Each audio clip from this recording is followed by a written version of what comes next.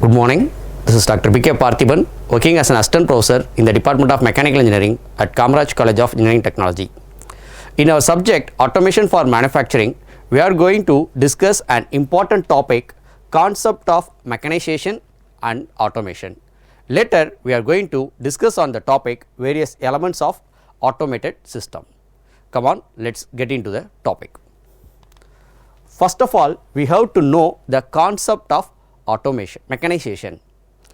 Mechanization refers to the process of introducing new machines or machineries. We have to introduce new machines or machineries to do the specific task, so that task has to be done manually in a previous manner. Say for example, long back ago we are using bullcock system to plug the forms. Nowadays we are using machineries to plug the plants. This concept is known as mechanization. Now we have to know the meaning for the next word, that is automation. Before going to the automation, we have to discuss on the characterization of mechanization. Mechanization use various machines to replace the human effect. Say for example, if we are using specialized machines for doing a specialized task, then it is known as mechanization. We are doing this in order to reduce the human effort. The next one is mechanization can lead to increased the efficiency. In the earlier days we are doing a manual work. Now we are going to introduce the machine, so that the efficiency is going to be increases, productivity is going to be increases, and the precision of doing the such kind of task is also going to be changes. The third thing is the goal to streamline or to improve the existing manual system can be achieved with the help of mechanical devices, and which in turn leads to proper mechanization.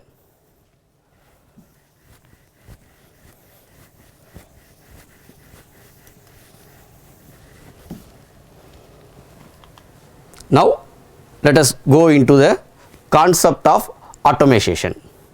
Automation is the next stage in mechanization.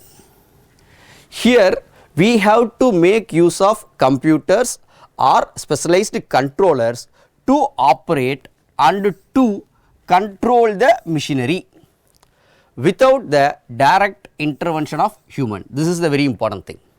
So now we have identified the task to be done in a repeated manner. So what we are going to do is, we are going to make use of certain computers or some other controllers to perform the task in an automated manner without any human intervention. That is known as automation. Next we will discuss the various characteristics of automation. The various characteristics of automations are: it aims to minimize the human involvement. Now we have identified a repetitive task, or it may be a very much labor intensive task. By introducing the automation, we may achieve a good autonomy system. The second thing is, it involves the integration of various sensors and feedback system. Such things are adapted to make decisions at the correct time. Say for example, let us make an assumption, I want to stop the process for 30 seconds once 10 products are arranged. So now I am going to introduce a timer system, and I have to introduce a counter system.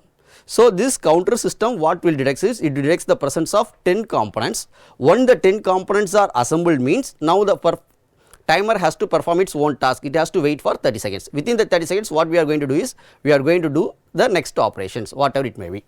The next thing is, automation systems can range from simple task or single task, or it may be used to complex task.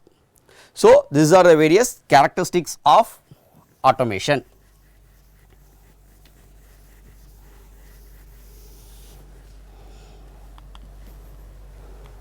Now let us get into the next topic, elements of automated system. An automated system consists of three important components. The first one is power supply, the second one is the program of instructions, and the third one is control system.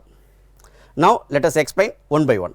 So in order to have any devices, it must require certain power source. So that is the first system in our automated concepts. The second one is program of instructions. This program or instructions are nothing but the set of codes what we have to give an input to the system to done the process. Say for example, I have quoted a earlier example, we have to check whether 10 items are arranged. So counter is going to be used. Once the 10 items are arranged, I am going to introduce a timer, it has to wait for 30 seconds. So I have to write the code accordingly. It has to check, the counter has to check 1, 2, 3, 4 up to 10. Later once the 10 is reached, it has to wait for 30 seconds. That is the set of instructions. So that set of instructions are nothing but the programmer codes. Now the third important system is, it is also act as a heart of any automated system, that is the control system. In the control system itself, we are going to feed our instructions and it is going to be executed.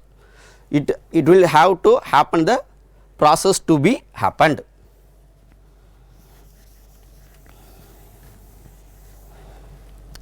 Right. The next one is, so these are the various functions of each and every elements. Now the control system is broadly classified into two types. First one is open loop control system, the second one is closed loop control system. Now let us discuss one by one. The first one is open loop control system.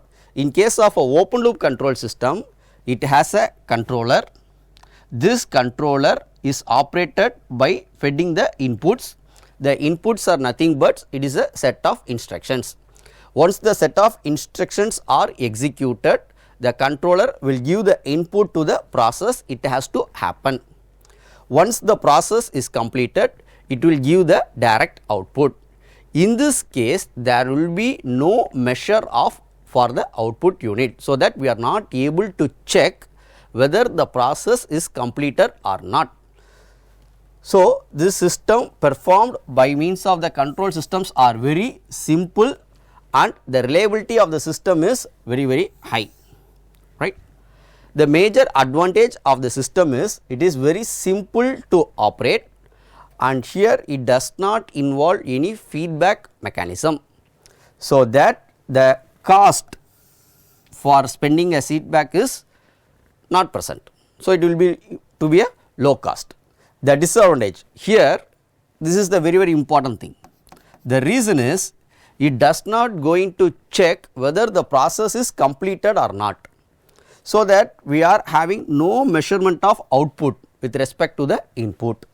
And the second one is, whether we are not able to identify the actuator or sensor will perform its intended effect on the process or not, which means we are not able to check whether the process is completed or not. To overcome this disadvantages, we are going to introduce the next system, that is known as closed loop control system. In case of a closed loop control system, what I am going to introduce is, I am going to add a new component. That component is known as feedback system. Again the same thing, input is going to have a control over the controller. Once the set of instructions are executed or in a correct manner, it will give input to the processor, it will process the input, so that we will get the output. In the output unit, now what I am going to do is, I am going to connect with the feedback system. It will measures whether the output is happened or not, and this feedback will be given up to the input. If it is in a correct manner, it will be completed, otherwise it will be executed again. Now let us discuss. So in this system, the output variable and the input parameter is sensed and the feedback will be given to the input requirements. The primary advantages are, the response to the signal is very faster and the system is more accurate. The reason is we are having a feedback system which measures the output unit and compares with the input unit. If there is any deviation, it will give an input to the controller, it will act accordingly. And the disadvantages, here the use of sensors and that feedback system increases the system cost. In our previous case, there will be no feedback. So, the system is very simple and the cost is very low. Now, we have added a feedback system. So, the cost is going to be increases. And the second major disadvantage is more complex. It is, if you want to operate a closed loop control system, the number of connections and the number of wires or the number of terminals which are present in the system is going to be, so it will becomes a complex when compared with the open loop control system. I hope now you have understand the concept of open loop control system and closed loop control system. Thank you.